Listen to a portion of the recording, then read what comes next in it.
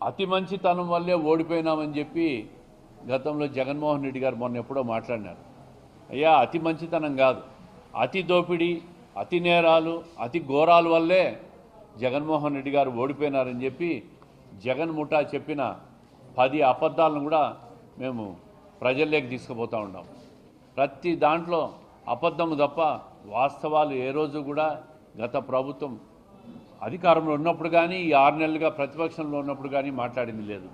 ఈ వాస్తవాలన్నీ కూడా ఈ 6 నెలల కాలంలో ప్రభుత్వం చేసిన విజయాలు, ప్రజల కోసం చేసిన సంక్షేమ కార్యక్రమాలు కానీ, అదేవిధంగా రాష్ట్రానికి సంపద సృష్టించే విధంగా రావాల్సిన జాతీయ అంతర్జాతీయ ప్రాజెక్టులను తీసుకొచ్చేదానికి 4,60,000 కోట్ల పెట్టుబడుల కోసం ప్రభుత్వం చేస్తున్న ప్రయత్నాలన్నీ కూడా ప్రజల నుంచి మంచి స్పందన వస్తూ ఉంది.